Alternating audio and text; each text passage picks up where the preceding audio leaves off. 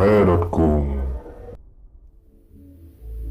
Yo minasan, konnichiwa, o genki desu ka? Boku Hareroto desu. Kyou wa Nihongo o benkyou shimasen.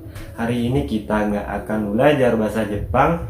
Di video kali ini gua bakal ngebahas bagaimana sih caranya biar kita bisa magang atau bekerja ke Jepang.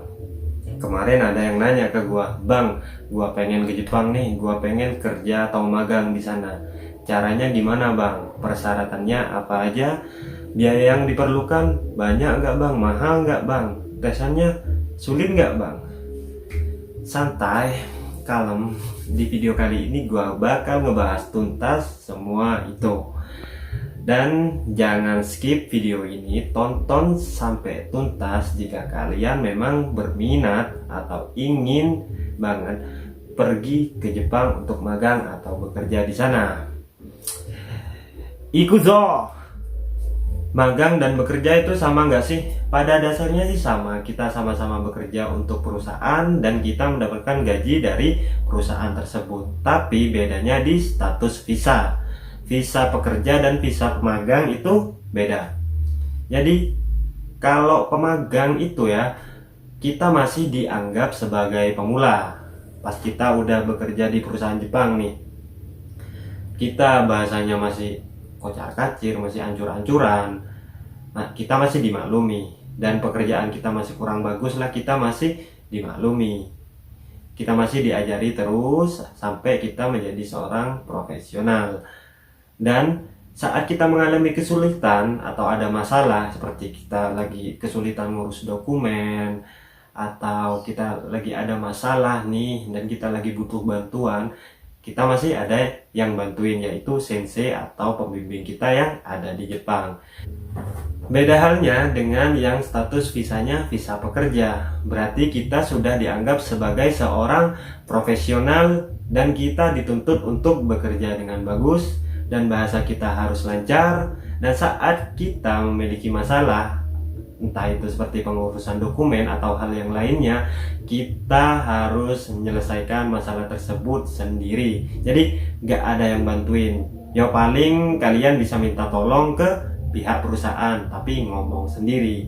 Oleh karena itu bahasa kalian harus lancar. Dan ada satu hal lagi yang beda dari pemagang adalah ya gaji pekerja lebih besar dari pemagang. Itu. Nah, jadi lebih enak ambil yang status magang atau langsung status pekerja. Gua saranin buat kalian yang masih belum ada pengalaman sama sekali kerja ke Jepang, gua saranin kalian ambil yang status magang aja dulu. Kan kalian masih belum ada pengalaman nih. Kalian juga masih butuh banyak bantuan dari sensei atau pembimbing. Jadi kalian ambil yang status magang dulu. Ntar kalau udah magangnya selesai, kalian bisa lanjut pakai visa pekerja. Jadi lebih aman saja. Ada dua opsi buat kalian yang ingin magang ke Jepang. Yang pertama lewat jalur negeri, yang kedua lewat jalur swasta. Apa sih perbedaan antara jalur negeri dan jalur swasta? Tentu antara jalur negeri dan jalur swasta ini memiliki kelebihan dan kekurangan masing-masing. Kita bahas yang jalur negeri dulu. Dan saya sambil nyontek dikarenakan catatannya ini banyak. Gomen ya. Yang pertama jalur negeri. Jalur negeri ini adalah program pemerintah Indonesia yang bekerja sama dengan pemerintah Jepang. Dan tempat pendaftarannya itu di Disnaker. Dan 1 tahun itu hanya ada 1 kali perekrutan atau 1 kali pendaftaran saja. Biasanya hanya 1 kali dalam 1 tahun. Dan kita dibiayai oleh pemerintah atau disubsidi oleh pemerintah sampai kita berangkat ke Jepang. Jadi jika kita melewati atau lewat jalur negeri ini, kita nggak bakalan keluar biaya banyak. Dan saat kita selesai magang, kita diberi modal usaha. Kan gua ini jalur swasta ya, gua lewat jalur swasta dulu. Gua pernah nanya ke temen gua yang dulu magangnya lewat jalur negeri, dapat uang modal dari perusahaan itu sekitar, dia nggak bilang detailnya, tapi bilangnya gojumang ijo, yang artinya 50 juta lebih. Wow, lumayan nih. Selain dapat modal usaha, kalian juga mendapatkan uang nengking, yaitu uang yang kalian bayarkan setiap bulan. Pas di Jepang kalian gajian, gaji kalian itu otomatis dipotong oleh pihak pemerintah untuk bayar pajak dan asuransi. Tapi uang tersebut pas kalian pulang ke Indonesia itu bisa dicairkan. Jadi anggaplah kita nabung ke pemerintah Jepang, pas pulang kita ambil gitu. Dan setelah pulang ke Indonesia, jika kita lewat jalur negeri nih ya, kita itu dibantu untuk masuk ke perusahaan Jepang yang ada di Indonesia. Jadi walaupun kita udah pulang di Indonesia itu kita nggak dilepas gitu. Jadi kita tetap dibantu untuk masuk ke perusahaan yang ada di Indonesia, perusahaan Jepang yang ada di Indonesia. Jadi kita anggaplah kita itu nggak kebingungan untuk nyari pekerjaan pas kita pulang ke Indonesia. Tapi deskedo, akan tetapi kan tadi udah enak-enak nih, udah dapat bonus, masih dapat nengking gitu, dibiayai, enak ya. Tapi tesnya itu sulit, dan 1 tahun hanya ada 1 kali, dan tesnya sulit, lebih sulit daripada jalur swasta. Nah, itu yang jalur negeri. Lanjut kita ke yang jalur swasta. Jadi jika kalian ingin lewat jalur swasta ini, kalian daftarnya langsung ke Lembaga Pengirim Ketenagakerjaan atau LPK yang ada di Indonesia. Dan biasanya juga LPK ini datang ke sekolah-sekolah yang sudah bekerja sama untuk merekrut siswa yang sudah hampir lulus dan memiliki minat untuk magang ke Jepang. LPK di Indonesia ini sangat banyak ya. Jadi kalian bisa ambil LPK yang tempatnya itu nggak jauh dari kota kalian atau bahkan di kota kalian. Tapi sebelum kalian memilih LPK, kalian harus perhatikan dulu LPK tersebut sudah memiliki izin SO atau Sending Organization belum. Jadi kalian jangan memilih LPK yang belum apa-apa sudah meminta uang di muka. Takutnya ntar itu penipuan, nanti nangis. Akan tetapi jika lewat jalur swasta ini, kalian tidak ada subsidi atau tidak dibiayai oleh pihak pemerintah. Jadi kalian biaya sendiri. Dan biaya yang dibutuhkan untuk magang ke Jepang lewat jalur swasta ini kisaran antara 17 juta sampai dengan 30 juta. Tapi tenang aja, banyak di Indonesia LPK yang sistemnya menghutangkan, yaitu kalian saat pelatihan bahasa atau pengurusan visa, medical check up sampai biaya pesawat, kalian itu tidak usah bayar dulu. Jadi kalian itu dipinjami dulu. Pas kalian bekerja ke Jepang, kalian dapat gaji, setiap bulan akan dipotong untuk membayar hutang kalian ke LPK sampai hutang kalian lunas. Setelah kalian pulang ke Indonesia, jika lewat jalur swasta, kalian tidak mendapatkan uang modal usaha, tidak seperti jalur negeri. Tapi kalian tetap dapat uang pajak yang kalian bayarkan di Jepang. Jadi uang pajak yang kalian bayarkan setiap bulannya itu bisa kalian cairkan pas pulang ke Indonesia. Dan proses keberangkatan dari Indonesia ke Jepang, dari proses pelatihan, pengurusan berkas sampai berangkat ke Jepang itu biasanya lebih cepat daripada jalur negeri. Dan lagi, tes lewat jalur swasta ini tidak sesulit seperti tes lewat jalur negeri. Jadi lebih mudah daripada jalur negeri. Nah, itu adalah perbedaan antara jalur negeri dan jalur swasta. Kalian tinggal pilih nih, pengen lewat yang jalur negeri atau jalur swasta. Jika kalian ingin lewat jalur swasta ya lebih berjuang lagi karena tesnya lebih sulit daripada jalur swasta. Nah, sekarang kita lanjut ke persyaratan-persyaratan yang dibutuhkan untuk magang ke Jepang. Yang pertama adalah minimal kalian harus lulus SMA atau SMK. Dan yang kedua, umur minimal 18 dan maksimal adalah 30 tahun. Tapi setiap lembaga itu beda-beda. Di lembaga gua dulu itu batas minimalnya adalah 18 atau 19, gua lupa. Dan maksimal di umur 24 tahun. Jadi setiap LPK itu beda-beda. Dan tinggi badan minimal 160 cm untuk laki-laki dan 150 cm untuk perempuan.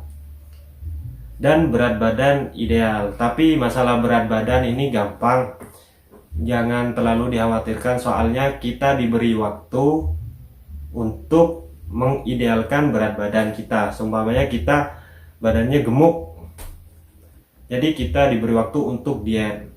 Dan gua dulu kurus, jadi tinggi gua 174 pada waktu itu, dan berat badan gue cuma 51. Jadi nggak seimbang antara tinggi badan dan berat badan. Tapi gue diberi kesempatan untuk mengidealkan berat badan gue. Jadi santai aja masalah berat badan. Yang kelima, tidak bertindik dan tidak bertato. Bagi kalian yang sudah bertato dan bertindik, kemungkinan besar ya maaf, sulit buat kalian untuk berangkat magang ke Jepang. Punya gua aja dulu ditanyain, di telinga gua yang sebelah kiri ini ada bekas tusukan ya, seperti tindikan. Gua dulu kan lahirnya itu Wage. Di adat tempat gua itu, kalau anak yang lahirnya di Wage harus ditindik, harus ditusuk biar nggak nakal katanya. Itu pun ditanyakan, tapi gue jelasin bahwa itu adalah adat di tempat gue, masih dimaklumi. Tapi kalau beda halnya kalau tindikannya di lidah atau di telinga tapi dengan dasar antingan, itu mungkin sulit untuk dimaklumi. Dan tidak memiliki penyakit kulit yang menular seperti scabies atau panu. Orang Jepang itu nggak ada yang panuan ya. Jadi mungkin kalau masalah penyakit kulit ini kan bisa disembuhkan. Jadi sebelum kalian tes, kalian sembuhkan dulu penyakit kulit kalian. Yang punya penyakit kulit ya, yang nggak punya ya santai aja. Jadi kalian sembuhkan dulu sampai benar-benar bersih, baru kalian ikut tes. Dan tidak memiliki penyakit dalam yang parah seperti penyakit jantung yang kumat-kumatan, atau penyakit paru, atau sesak nafas yang parah, atau penyakit mah yang parah. Itu nanti akan ditanyakan secara detail oleh pihak yang ngetes kita. Jadi sama orang yang ngetes kita itu bakal ditanyain, kamu punya penyakit dalam yang parah enggak gitu. Tapi kita nggak bisa bohong juga, soalnya kita nanti akan melewati proses medical check up. Dan tidak ada riwayat kecelakaan yang parah seperti patah tulang atau gagal otak yang parah sampai kumat-kumatan gitu. Jadi kalau patah tulang ini memang gue tanyain ke teman-teman gue yang lain yang pernah ikut tes dan gagal gara-gara apa, ternyata ada yang gagal gara-gara patah tulang. Dan patah tulangnya itu sering kumat-kumatan rasa sakitnya. Nah gitu kan bakal ngeganggu kerjaan kita pas kerja di Jepang nanti. Dan juga bahaya juga bagi kita. Dan yang memiliki gagal otak parah gitu nanti takutnya pas di Jepang kumat atau gimana, dan juga bahaya bagi kita. Jadi mungkin ya kalian coba aja dulu, walaupun kalian sudah pernah patah tulang atau pernah gagal otak atau pernah kecelakaan lainnya, pernah dijahit. Kalau dijahit sih masih bisa, soalnya kan bekas jahitan tuh nggak bakal ganggu pekerjaan kita. Tapi lain halnya kalau jahitan itu besar ya, jahitannya besar dan ada kemungkinan buat robek lagi, yaitu mungkin masih jadi hal pertimbangan. Jadi buat kalian yang pernah patah tulang ataupun gagal otak ya, kalian coba aja dulu, jangan patah semangat, kalian coba aja dulu, mungkin bisa, masih ada kesempatan, mungkin. Dan yang bukan kedua ya, gomen. Dan yang selanjutnya itu tidak buta warna. Kalau sudah buta warna ini gomen nasai gitu, ini udah fatal ya, jadi udah nggak bisa lolos kalau sudah buta warna. Dan tidak minus matanya, dan mata minus itu pun masih bisa ya, kalaupun mata minusnya dikit doang itu masih bisa. Tapi kalau udah parah gitu jadi harus pakai kacamata tebel, itu mungkin nggak bisa juga. Teman gue soalnya ada yang berkacamata di Jepang, orang Indonesia yang kerja di Jepang dan berkacamata. Gue tanyain, lah lu kok bisa lolos pas tes dulu gitu, kan lu berkacamata dan tentu mata lu minus kan, kok bisa lolos?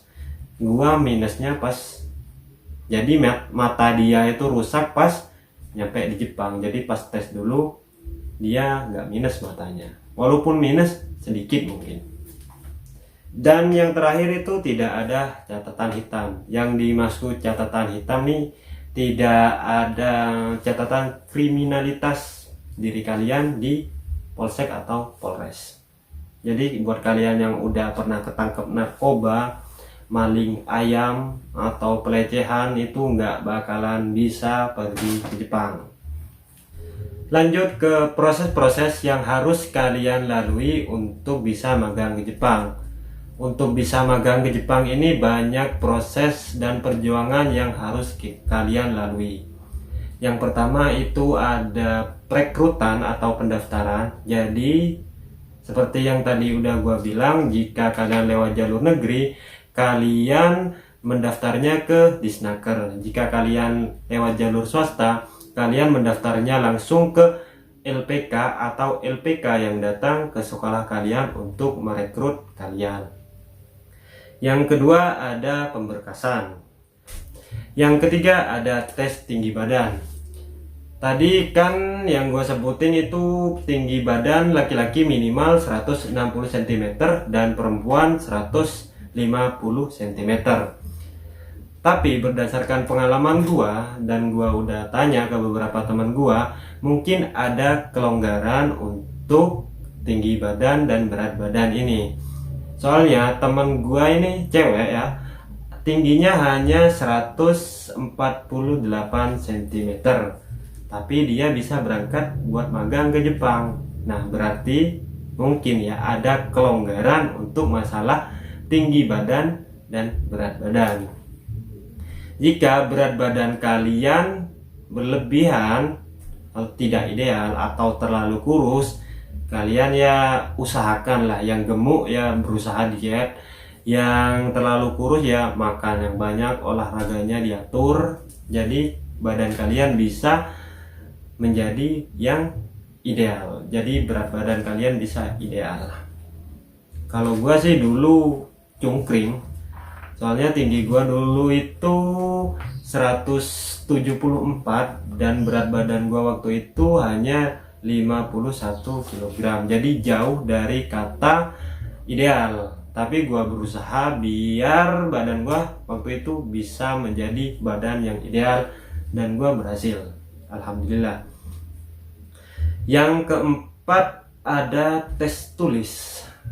Nah di tes tulis ini sebenarnya gampang ya. Kenapa saya bilang gampang? Karena tes yang diberikan kepada kita itu adalah pelajaran kita waktu kita masih sekolah. Jadi pelajaran-pelajaran dasar seperti ilmu pengetahuan sosial, ilmu pengetahuan alam, matematika dasar. Jadi matematikanya itu nggak sampai yang X kuadrat sama dengan Y, Z, X apa-apalah seperti itu nggak ada. Jadi matematika dasar atau hitung-hitungan yang biasa. Dan yang kedua itu ada tes logika ya. Jadi kayak lebih apa nama tesnya lupa. Jadi lebih ke tes IQ kita. Jadi IQ kita itu seberapa sih? Jadi cuma tes seperti itu doang, gampang. Dan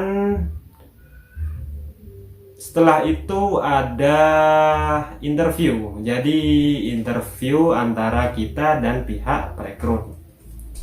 Jadi interviewnya itu ya biasanya pertanyaannya seperti ini.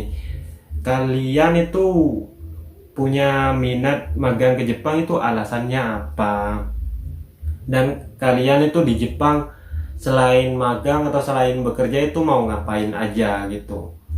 Dan hal apa yang membuat kalian tertarik dengan Jepang? Dan setelah kalian pulang ke Indonesia, kalian mau ngapain? Biasanya sih seperti itu pertanyaannya. Tapi masih ada pertanyaan-pertanyaan lainnya ya, lumayan banyak. Tapi kira-kira 4 pertanyaan tersebut itu masuk ke interview. Gomen dan minasang, ada yang lupa dikit. Jadi sebelum interview atau sebelum wawancara itu ada tes fisik. Jadi kita dites dulu fisiknya. Waktu gua dulu itu dites push up, sit up, dan di tempat lain tuh ada juga yang dites lari katanya. Jadi tesnya itu sih nggak berat, cuma push up beberapa puluh kali, mungkin sekitar 25 waktu itu ya. Dan sit up. Di tempat lain juga ada yang dites lari, mungkin keliling lapangan atau beberapa ratus meter, mungkin cuma itu. Dan setelah tes wawancara selesai dan kalian udah nunggu hasilnya dan kalian dinyatakan lolos, kalian lanjut ke proses medical check up yang pertama. Jadi kalian sebelum masuk ke pendidikan bahasa Jepang, kalian medical check up dulu. Dan setelah medical check up selesai dan kondisi kesehatan kalian baik, kalian lanjut ke proses pendidikan bahasa Jepang. Dan ini gua berdasarkan ke pengalaman gua aja ya, seperti yang udah gua lalui dulu. Gua itu pendidikan bahasanya di Surabaya 2 bulan, dan di 2 bulan itu gua belajar hiragana, katakana, dan pola kalimat, serta cara baca, dan juga budaya-budaya yang ada di Jepang gua diajarin di sana. Dan juga gua pas 2 bulan itu di Surabaya, gua juga tanda tangan kontrak dengan pihak Jepang. Jadi gua udah dapat perusahaan sebelum gua berangkat ke Jepang. Jadi udah ada tujuan nih di 2 bulan pertama. Dan setelah selesai 2 bulan, gua pulang ke tempat tinggal gua, ke kota gua selama 2 minggu libur. Lanjut lagi gua ke pendidikan bahasa tahap 2, yaitu di Depok.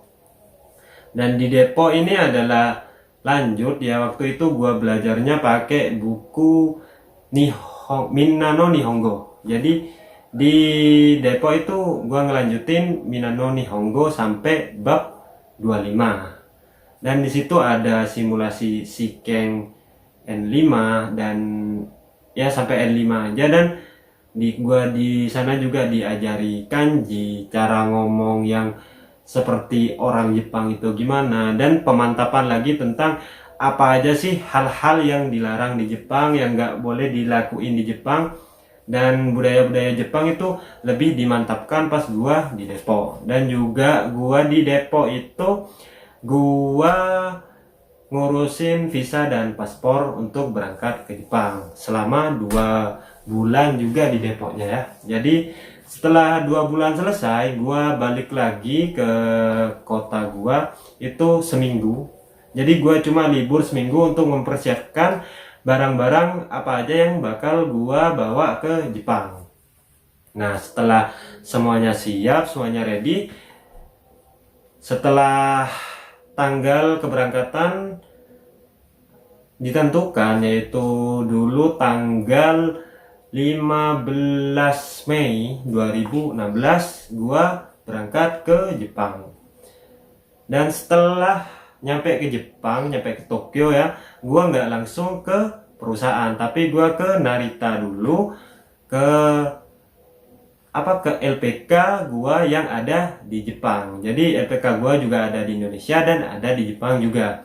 Jadi gua di sana 1 bulan, gua pemantapan lagi bahasanya, pemantapan lagi mental, dan pemantapan lagi ilmu pengetahuan tentang Jepang sebelum gua dilepas ke perusahaan. Dan gua dulu itu bareng dengan 160 gomen, bukan 160 tapi 116 pemagang yang lain dari berbagai daerah. Nah, setelah di Narita itu 1 bulan selesai, baru kita berpencar ya, kita pergi ke perusahaan kita masing-masing. Dan gua berdua turun ke Miyazaki, jadi Jepang bagian bawah.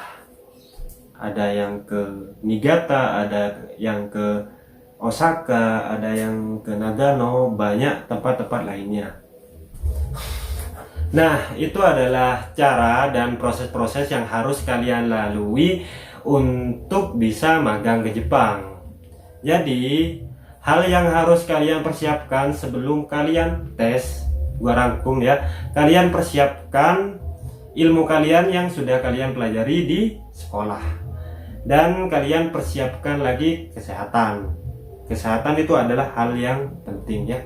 Jangan sampai tertular penyakit yang menular seperti scabies atau penyakit dalam seperti TBC, atau sekarang ada corona ya, COVID-19. Itu jangan sampai. Kalian jaga benar-benar kesehatan kalian. Dan yang terakhir, tetap semangat, jangan pantang menyerah. Gagal di jalur negeri, masih ada jalur swasta. Yo gambarimashou minna. Dan jika ada yang ingin kalian tanyakan tentang proses atau cara-cara magang ke Jepang atau kerja ke Jepang yang masih belum kalian mengerti, kalian ketik aja di kolom komentar. Sebisa mungkin bakal gue jawab sesuai dengan kemampuan gue. Dan di video-video gue yang lainnya, gue juga ngupload bagaimana cara belajar bahasa Jepang, mulai dari hiragana, katakana, dan bahasa Jepang yang lainnya. Jadi itu bisa menjadi tambahan ilmu buat kalian yang memiliki minat untuk magang ke Jepang. Jadi sebelum berperang kalian udah punya senjata duluan. Jadi tonton aja video gue yang lainnya tentang bahasa Jepang. Jangan lupa like, comment, share, and subscribe my channel Redotkum, biar kalian gak ketinggalan video-video terbaru dari channel gua. Arigatou gozaimashita. Ja ne minasan, otsukare. Redotkum.